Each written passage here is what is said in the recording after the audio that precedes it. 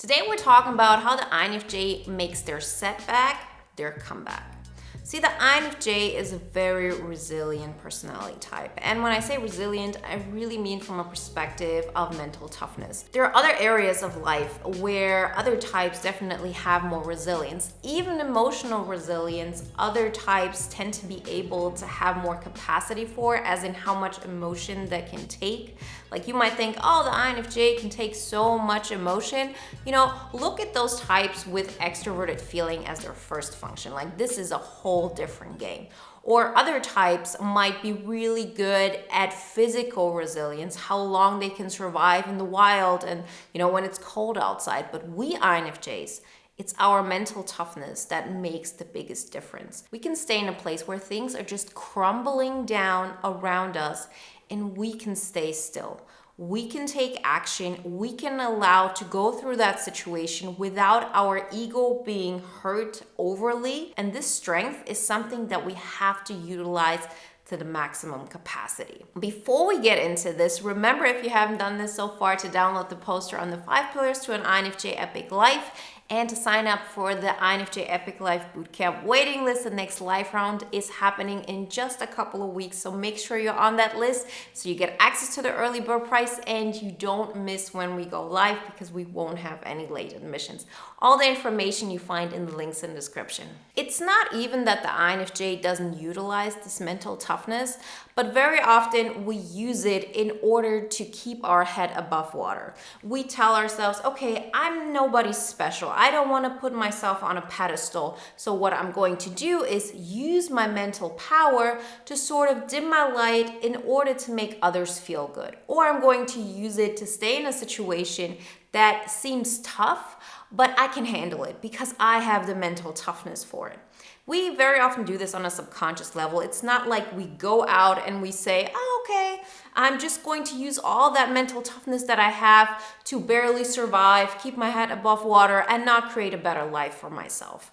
But because we have such a hard time with choosing ourselves and taking steps that might make us feel selfish, this is unfortunately a default state most of us fall into, but it doesn't have to be this way. The thing about a setback, though, is that we are being pushed in a situation where we do have to make a decision, where we have to say, okay, now I do have to choose me. I don't even have another choice, right? For example, friends have left you, you have a hardship at work, some other tragic thing has happened that makes you just have to put all your energy back into you. Very often, this is the only situation where we actually allow ourselves to do that. See, I encourage every INFJ to not wait until you get into this position.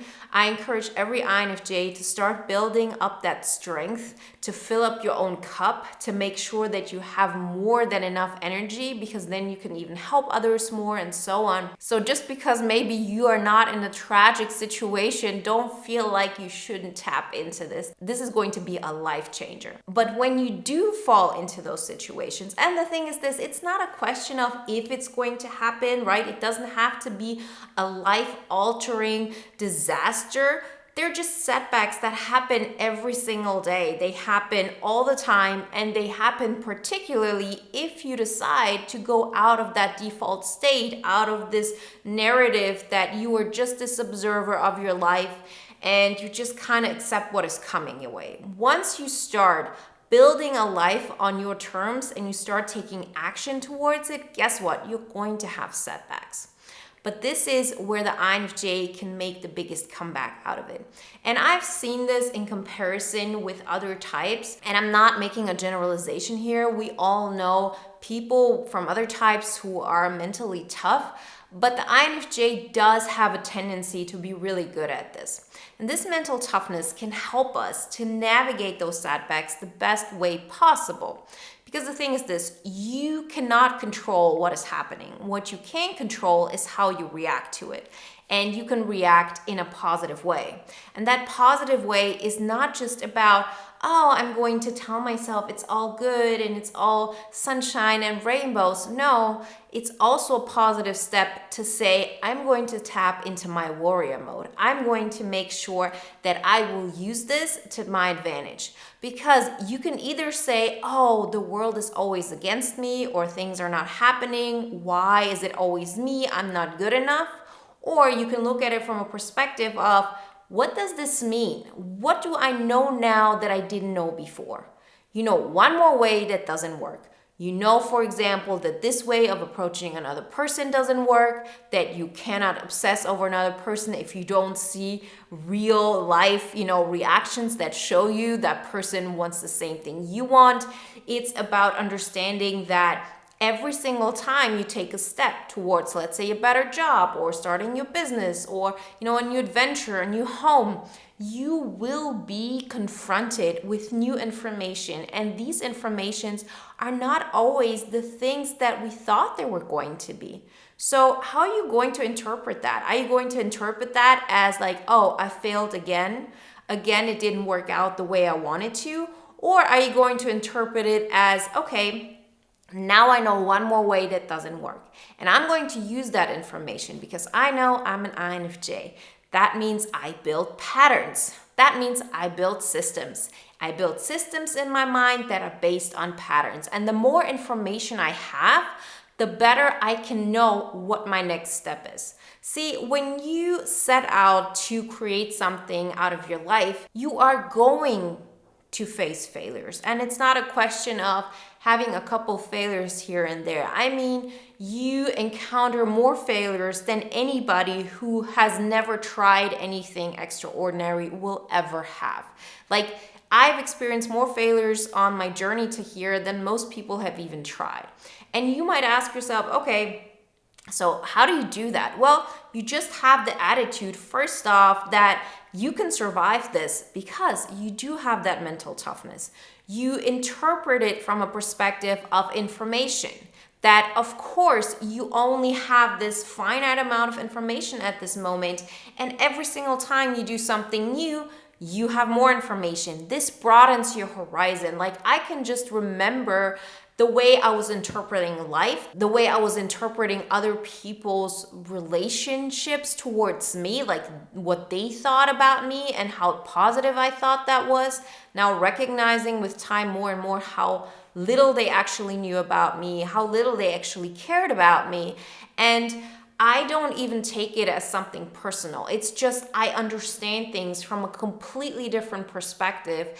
And I'm not judging myself for the person that I was, but I know that there's no way I would have been able to achieve what I've achieved if I wouldn't have been able to become the person that I am today. And the only way I was able to do this is to face those setbacks over and over and over again and make them my comebacks. Because it really is failure, failure, failure, failure, failure.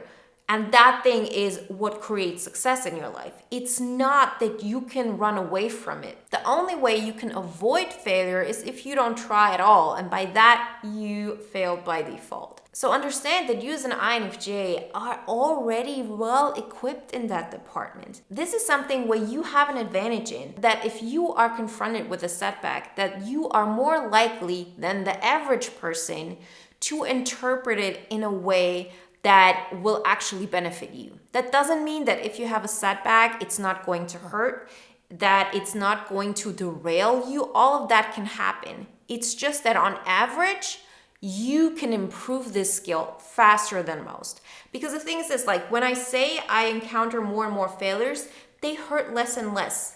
They become less setbacks because I've learned first off that I can get myself out of that, right? If I was able to do that the last 10 times, I'm going to be able to do it this time again, although it's something new on a completely new level. And I have learned quicker to change the narrative. This is another strength of the INFJ, that we can take a situation and we can change the story around it. This is really hard for some personality types.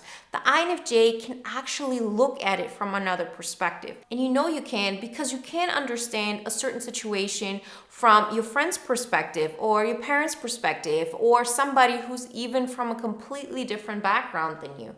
So you can also change that narrative for you. You can get to a place where you say, in order for me to get one yes, I need to get 99 no's. This is just statistics. And this is a good thing because now I know. Now, if I get like 30 no's, I'm not going to think I'm a failure. I know that this is just average and that this is totally okay.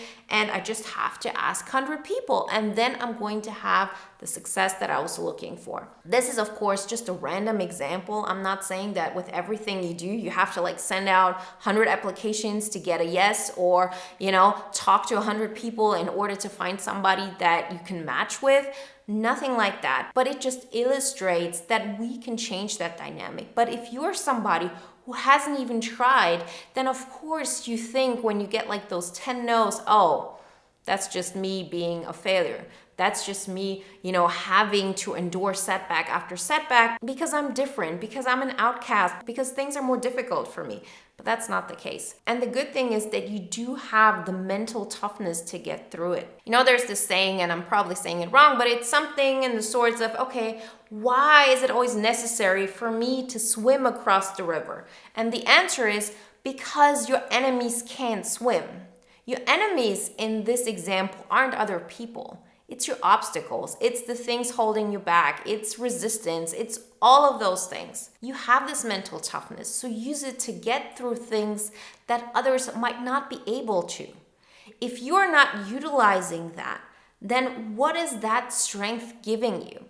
And remember, we're utilizing it all the time anyway, but we're using it to keep our head above water. We're using it to survive. And it's time that you decide for your life, I deserve to thrive. I deserve a better life. And that comes with getting comfortable being uncomfortable, tapping into this mental toughness of yours, facing failure, facing setbacks over and over again, and just getting more and more comfortable with it. So therefore, you can take on an even bigger step and a bigger risk.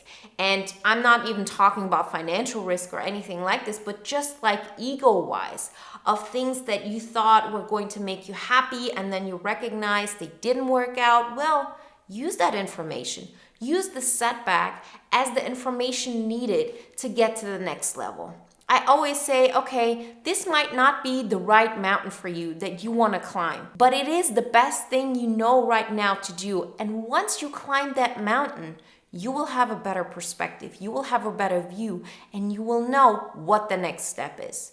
So if you approach it this way, if you look at a setback as information that you now have, so therefore you can make a better decision of what the next step is, then this is a stepping stone. This is the place for your comeback. And if you look at a situation like this, those comebacks will always be at a higher level than you ever thought you could reach with the first step you took. It takes some guts, right? It takes for you to dare to see how far you can take it. It really takes for you to risk losing your ego a little bit, but you're going to be fine. It's not about taking steps that will destroy your life, right? I'm not talking about quitting your job out of nowhere. I'm not talking about doing anything illegal or doing something that might really destroy your life. But most of the things that we're afraid of taking, they don't have like real life consequences that might destroy us.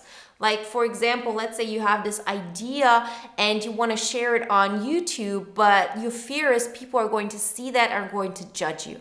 Is this really going to destroy your life, your livelihood? No. It is something that might hurt your ego, but remember, you can take it. At first, it will hurt. At first, it will be uncomfortable. At first, you will feel judged and you will feel like you're not good enough, but then you will change that narrative. You will say that's part of how I'm supposed to feel, and I'm going to embrace that. And I'm not going to let this emotion hinder me from taking the next step. And so it's going to get easier and it's going to become better and better. So be aware of that mental toughness of yours. You have it for a reason. Take on things that might hurt you, but you can still take them. It might be a hard thing, but we can do hard things. Don't let this stay in the way of creating that INFJ Epic Life of yours. Get the INFJ Epic Life poster. It will help you to take the steps into the right direction. And if you say, now is the time, I'm going to change my life, I'm going to take it into my own hands, and the INFJ Epic Life Bootcamp is going to be the place for me, then join the waiting list. It's really only a couple of weeks ago. You get all the information about the early bird price and when we start, so don't miss out on that. All the information you find in links in the description. And if you want to watch another video now that is in alignment with today's topic, then watch the video, What Makes the INFJ So Intimidating?